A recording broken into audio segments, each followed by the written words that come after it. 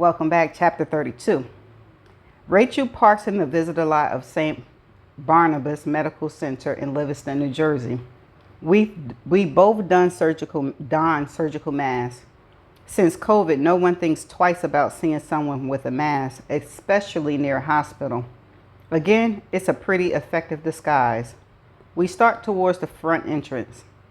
How long has Cheryl been working here? I ask. 3 years. They have a good kidney transplant program. But Cheryl loved working at Boston General. She did, Rachel agrees, but staying became unattainable after your conviction. The hospital called her a, Rachel made quote marks with her finger, distraction. I stare up into the sky. One more thing, Rachel says. She goes by Dr. Cheryl Dreesen now. Another pain. She took Ronald's name too? It gave her more anonymity. That was really clever of her, I say. Seriously? I make a face. She lost everything too. New husband, fresh pregnancy, still doing the transplant surgery she loves. Rachel's words don't seem quite accurate, but it feels ungenerous to say so. We move inside. Rachel heads to the desk and grabs us visitor passes. We take the elevator to the 4th floor and follow the signs reading renal and pancreas transplant. Rachel pulls down the mask and waves to the receptionist. Hey, Betsy. Hey, Rachel. She's waiting for you in her office. Rachel smiles one more time and then pulls the mask back up. I keep walking by her side as though this is routine and I know where I'm going. My pulse starts picking up speed. My breath shallows. I am mere yards away from Cheryl, my ex-wife, the mother of my child, the only woman I ever loved. I feel myself start to well up. It is one thing to think or imagine this moment, but now that it's here, Rachel stops short. Shit. Cops. I figure in the millisecond before I see that no, she isn't talking about anyone in law enforcement. She's talking about Ronald Dreesen, Cheryl's new husband. I know Ronald, of course.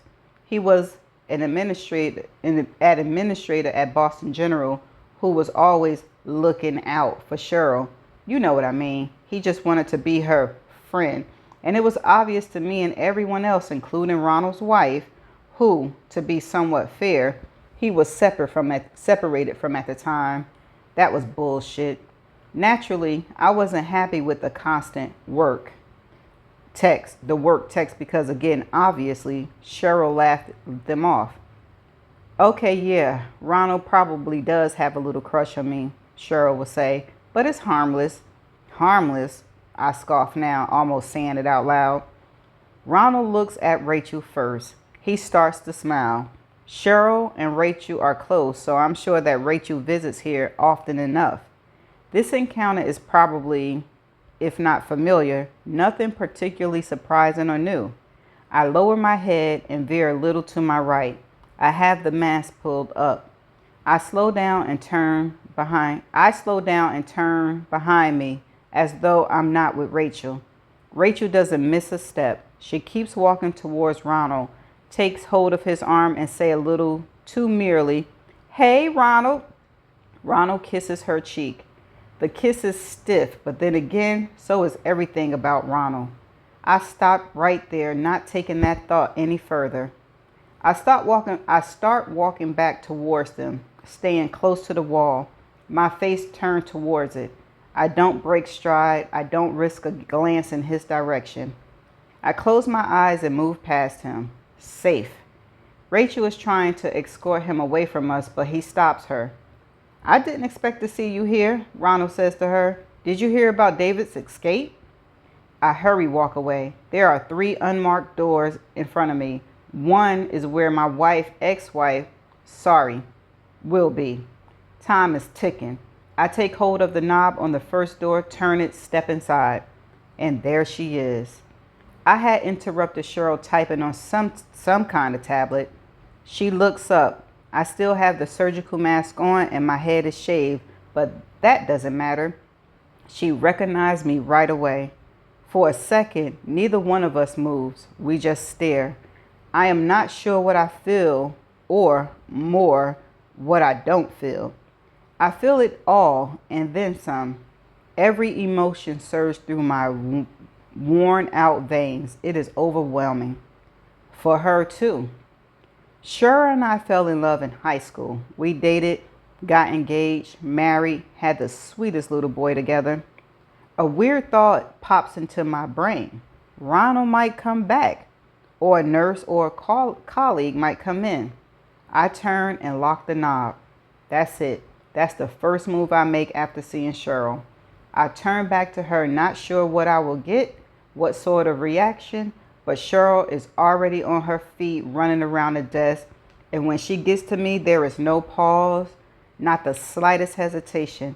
As she throws her arms around me and pulls me towards her, I half collapse and she, I swear, holds me up. David, Cheryl says softly with a tenderness that tears my heart out of my chest and rips it into little pieces. I hold her. She cries. I cry. I can't. I just can't. I have a million questions, but there is a reason I'm here, and it's not this.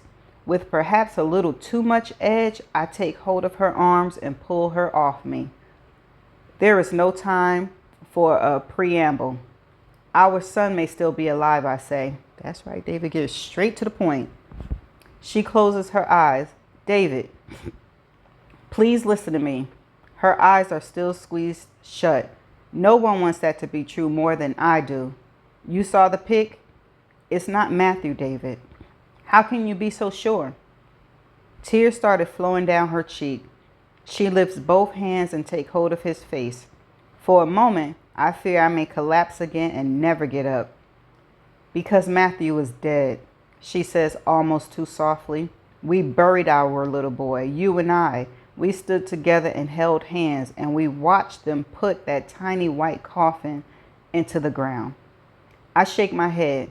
I didn't kill him, Cheryl. I wish so much that was true. The worst thing more than I would have imagined. She looks down. Pain etched its way onto her face. I don't want to go there, not now, not ever. But I can't help myself. Why did you give up on me, Cheryl? I hear the pathetic whine in my voice and hate myself for it. I didn't, she says. Not ever.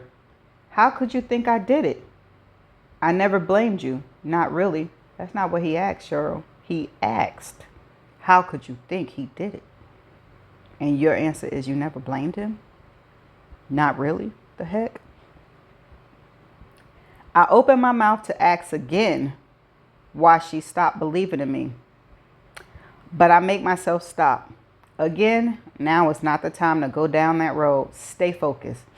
He's alive, I say a little more firmly. And then, it doesn't matter if you believe me or not. I need to ask you something, then I'll leave you be. The pity on her face is so cruel. What is it, David? What do you need from me? Your visit to bird reproduction, I say. The pity turns to confusion. What are you talking about? That clinic, the one you visited? What about it? It has something to do with what happened to Matthew. She takes a step back. What? No, it doesn't.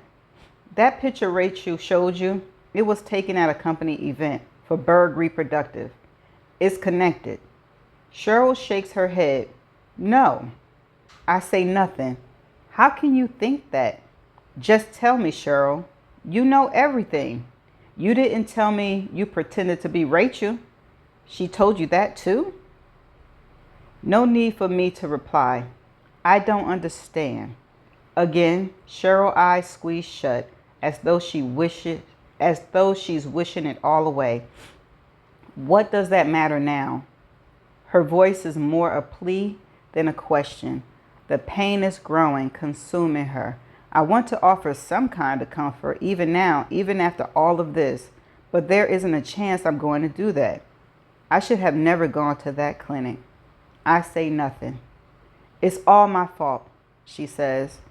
I don't like the timbre in her voice. It drops the room temperature 10 degrees. What do you mean? I ask. I went there behind your back. I'm so sorry. I know that doesn't matter anymore. I shouldn't have done that to you. I almost winced. Cheryl, we were falling apart. Why, David? She tilts her head the way she used to, and for a second, we are back in our yard with our coffees and books, and the morning sun is making the yard glow a golden yellow, and she's tilting her head to ask me a question.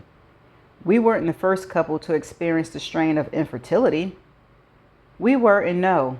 So why did we fall apart? I don't know, I say. Maybe the cracks were always there. Maybe. I don't want to hear any of this.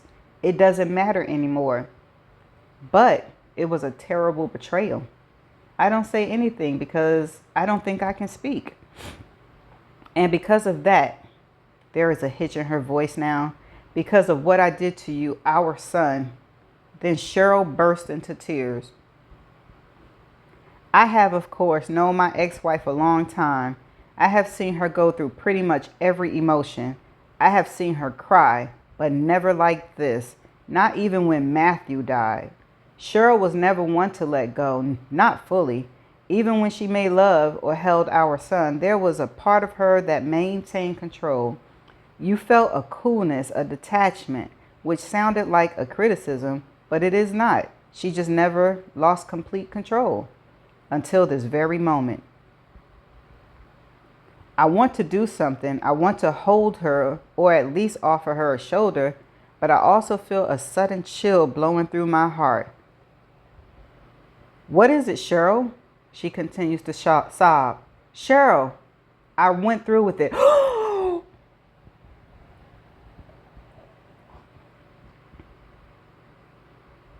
Just like that, I freeze.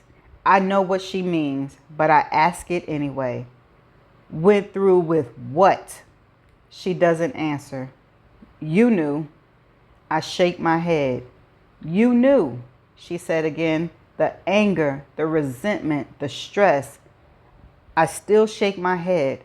You started sleepwalking again. No, you did, David, because of what I did. You got angry. You started to unravel. I should have seen it. It was my fault. And then one day, I don't know, you had too much to drink maybe, or the strain got too much. I kept shaking my head. No. David, listen to me. You think I killed our son? No, she says. I think I killed him because of what I did to you. Is she gaslighting David? I can barely breathe. I was sure the procedure didn't take, that Matthew was yours, but that didn't matter.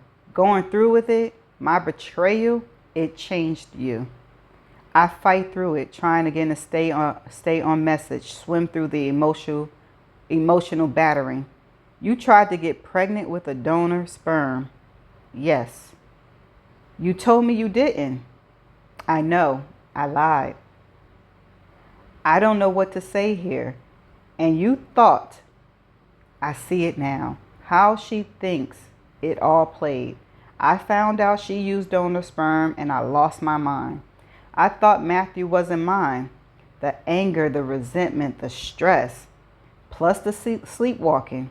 In her mind, I didn't do it intentionally, but somehow my hidden rage manifested itself and I had too much to drink, or a bad mix of antidepressants and alcohol, or whatever past trauma rushed back into my damaged psyche.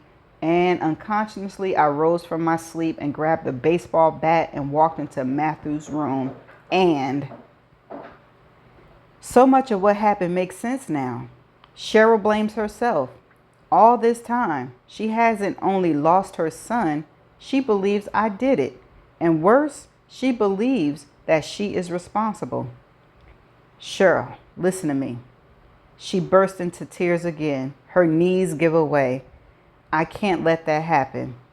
Whatever, I can't let her fall like that. I hurry over and she grabs onto my shirt and sobs. I'm so sorry, David. I don't need to hear this. I don't want to hear this. Focus on the goal, I tell myself. None of that matters anymore. David, please, I say, please look at the picture. I can't, she says. Cheryl, I can't give myself that kind of hope. If I do, I'll break. I don't know what to say to that. Right, why won't she look? I want so badly to believe it, David. But if I let myself go there, she stops, shakes her head. I'm pregnant again. I know, I say. And that is when I hear a key jangle the lock on the door. A second later, it swings open. It's Ronald. It takes him a few seconds to recognize me. When he does, his eyes go wide. What the hell is going on here? I don't have time for this. I look back towards Cheryl. Go, Cheryl says to me, wiping her eyes. He won't say anything. Why won't he? I hurry towards the door. For a moment, I think Ronald is going to block my path. He doesn't. He steps aside. I want to say something like, you better be good to her. Or even, I'm happy for you guys. But I'm not that selfless, and I've had enough melodrama for one afternoon. I give him the slightest nod, and I'm on my way. That's the end of chapter 32. I'm about to renege, y'all. Did he get answers? I don't think he got any answers. I don't think she answered any of the questions he have about Matthew. It seemed like she's gaslighting him to think he really did do it, to cover up something she did. Okay, that's all I got. I'm going to see y'all in the next chapter. Bye.